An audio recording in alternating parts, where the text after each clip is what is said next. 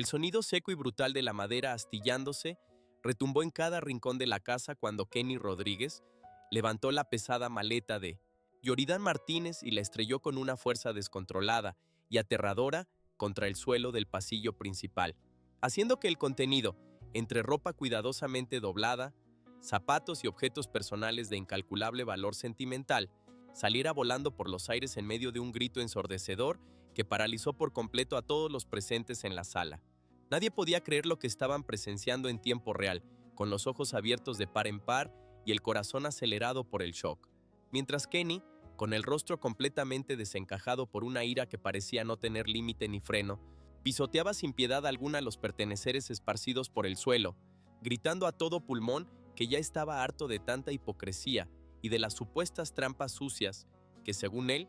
Yoridán estaba jugando a sus espaldas desde el primer día que entraron a esta competencia. Este momento de violencia física directa contra los objetos marcó el punto de no retorno en la convivencia, transformando un ambiente que ya era de por sí tenso y frágil en un verdadero campo de batalla emocional donde las reglas más básicas de respeto y tolerancia parecían haber sido borradas del mapa de un solo y devastador golpe. Para entender con claridad absoluta cómo llegamos a este nivel de caos y destrucción, tenemos que retroceder varias horas y analizar minuciosamente la cronología de los hechos que desencadenaron esta explosión de furia incontrolable. Todo comenzó temprano en la mañana, cuando el ambiente en la casa ya se sentía insoportablemente pesado y cargado de una electricidad estática que presagiaba problemas graves. Kenny y Yoridán habían estado evitando cruzar palabras directas durante los últimos 2 días, pero la tensión era palpable en cada comida compartida y en cada momento de descanso en los espacios comunes. El detonante específico ocurrió durante la rutina de la mañana, cuando Yoridán notó con preocupación que uno de sus accesorios personales más preciados, un objeto al que le tenía un cariño especial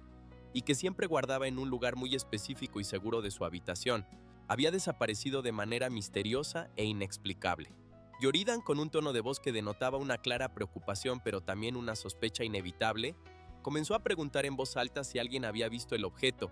dirigiendo miradas significativas y cargadas de intención hacia la zona donde Kenny solía pasar la mayor parte de su tiempo libre. Aunque no hubo una acusación directa y formal en ese primer momento, la insinuación fue más que suficiente para encender la mecha del orgullo herido de Kenny, quien interpretó esa búsqueda pública como un ataque personal directo y una falta de respeto flagrante e imperdonable hacia su persona y su integridad.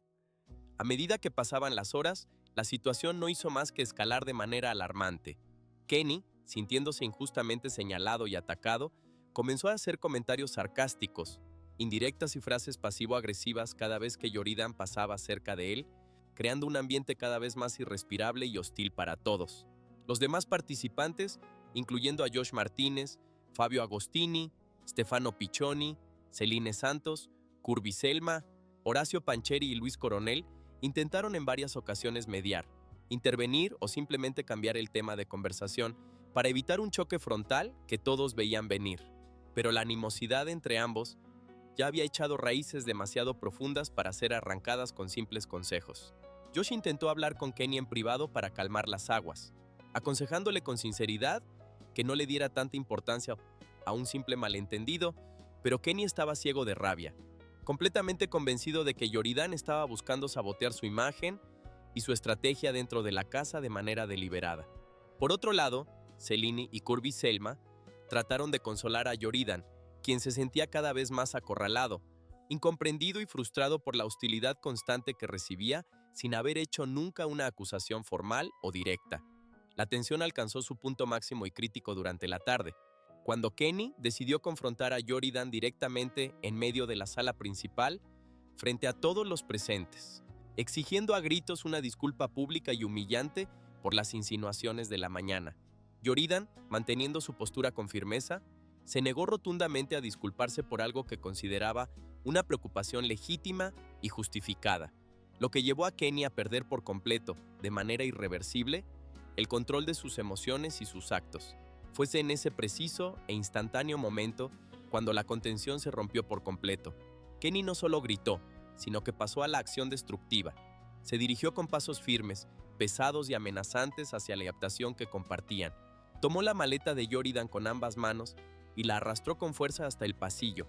donde comenzó la destrucción que todos presenciamos con horror al inicio de este relato. Mientras Kenny destrozaba las pertenencias, gritando frases cargadas de un resentimiento acumulado durante semanas, Yoridan intentó intervenir físicamente para detenerlo y proteger sus cosas, lo que provocó que varios participantes tuvieran que actuar rápidamente y con valentía. Horacio Pancheri y Luis Coronel fueron los primeros en abalanzarse sobre Kenny, sujetándolo firmemente por los brazos y la espalda para separarlo de los objetos y evitar a toda costa que la situación escalara a una agresión física directa y peligrosa entre ambos participantes. Fabio Agostini y Stefano Piccioni se apresuraron a ayudar a Yoridan a recoger lo que quedaba de sus cosas, mientras Celine Santos y Curby Selma se interponían físicamente entre ambos, suplicando calma con la voz quebrada y pidiendo a gritos que se detuviera de una vez ese espectáculo bochornoso y denigrante. La casa entera explotó en un caos absoluto de voces superpuestas, llantos, reclamos mutuos y una sensación generalizada de que la convivencia había tocado fondo de la manera más triste posible. No era solo una pelea por un objeto perdido, era la liberación violenta de semanas de frustración, estrategias fallidas y choques de personalidad que finalmente encontraron su válvula de escape de la manera más destructiva e irreversible posible. La reacción de los demás habitantes de la casa fue un reflejo fiel del shock colectivo y la incredulidad. Josh Martínez se quedó con las manos en la cabeza, visiblemente decepcionado y frustrado por la falta de madurez y autocontrol demostrada en un momento tan crítico y televisado de la competencia. Fabio y Stefano intercambiaban miradas de total incredulidad, murmurando entre ellos en voz baja sobre cómo esto afectaría la dinámica del grupo, las alianzas y las futuras nominaciones. Curby Selma no pudo contener las lágrimas, expresando en voz alta su profundo cansancio por vivir en un ambiente tan tóxico, hostil y desgastante, mientras que Celine intentaba mantener la compostura, aunque su voz temblorosa y sus manos inquietas delataban el nerviosismo extremo del momento. Horacio y Luis, tras lograr separar a Kenny con gran esfuerzo, lo llevaron a un rincón apartado de la casa para que se calmara.